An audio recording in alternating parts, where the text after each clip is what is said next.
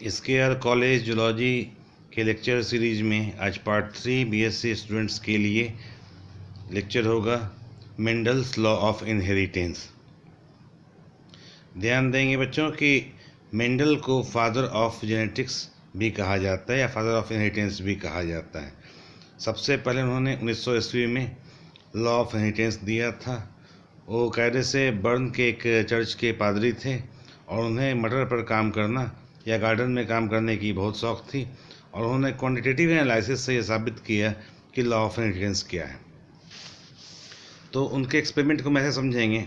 उन्होंने देखा कि एक ही तरह के गार्डन पी के पौधे कुछ लंबे होते हैं, कुछ छोटे होते हैं, कुछ की सीड गोल होती है, कुछ की रिंकल्ड होती है, कुछ की फलियां हरी होती हैं, कुछ की पीली होती हैं, कुछ के टेंटिकल्स हैं वो होल राउंड होते हैं, कुछ के सीधे और एंगुलर शेप में होते हैं।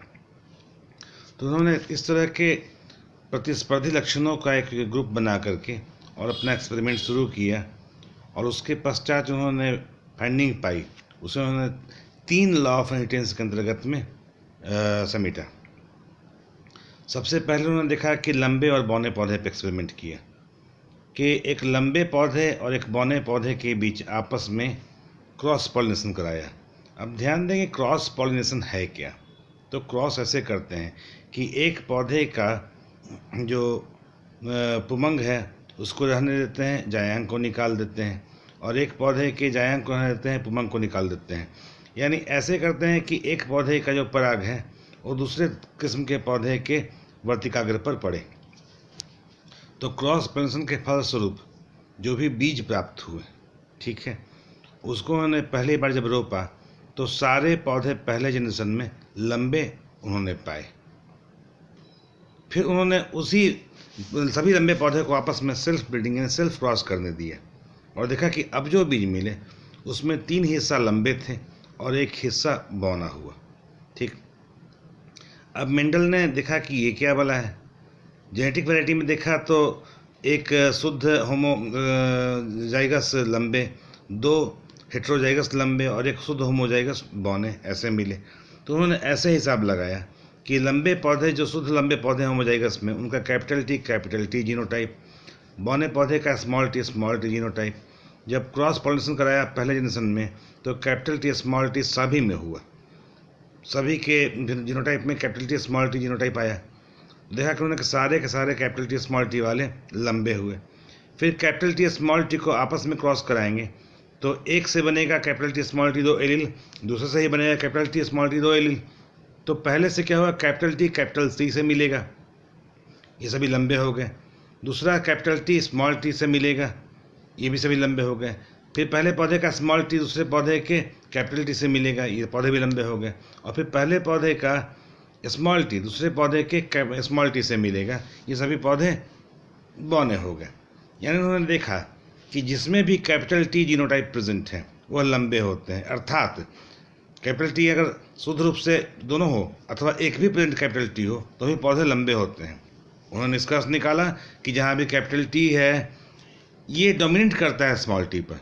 इसको उन्होंने रखा लॉ ऑफ डोमिनेंस नाम रखा, जो उनका पहला लॉ था। यानी जहाँ भी डोमिनेंट वैरायटी का जीन मिलेगा यह सभी रिसेसिव वैरायटी के ऊपर हावी होगा, और जब डोमिनेंट प्रेजेंट होगा तो एक्सप्रेशन सिर्फ और सिर्फ डोमिनेंट वैरायटी का ही यानी कैपिटल टी का ही मिलेगा।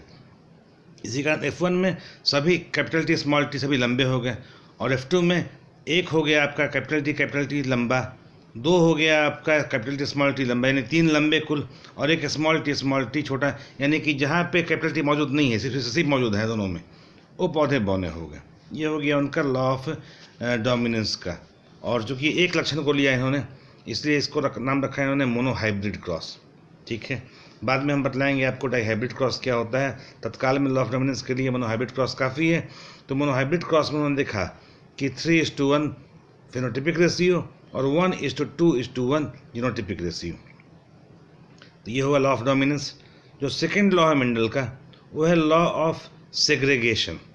यानी मेंडल ने साबित किया कि भले डिप्लॉयड जाइगोट जीनोटाइप प्रेजेंट होता है, लेकिन जब जाइगोट बनते हैं, जब एलील का निर्माण होता है, जब जाइगोट से डिप्लॉयड से एलील का निर्माण होता है तो सभी जीन सेग्रेगेट यानी अलग अलग हो जाते हैं। जैसे कैपिटल टी स्मॉल टी मान लो दोनों में था, लेकिन जो एलील बनेगा, एक एलील बनेगा कैपिटल टी, एक एलील बनेगा स्मॉल टी, यानी सभी एलील एकदम सेपरेट हो जाते हैं एक दूसरे से। इसको जिन्होंने रखा लॉ ऑफ सेग्रीगेशन।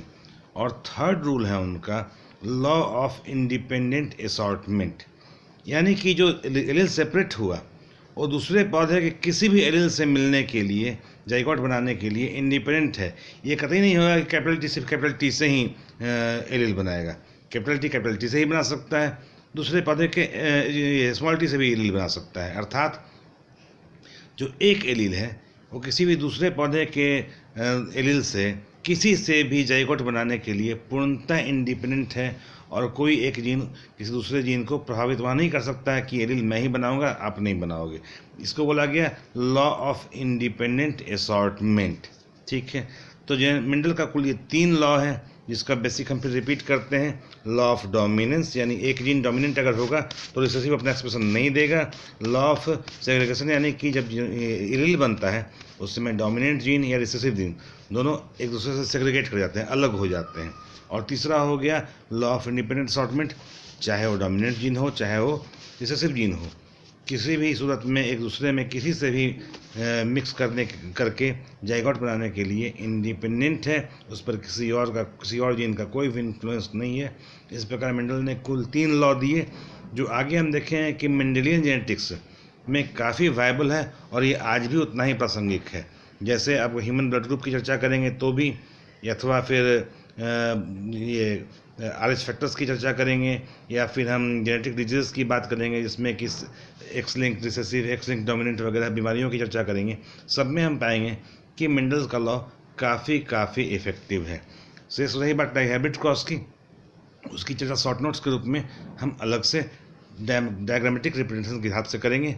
आज के लिए ये मेंडल्स के लॉ के हिसाब से law of dominance, law of assortment, independent assortment और लॉ ऑफ सेग्रीगेशन, ये तीनों लॉ आपके सामने हमने व्याख्या कर दिया। Thank you.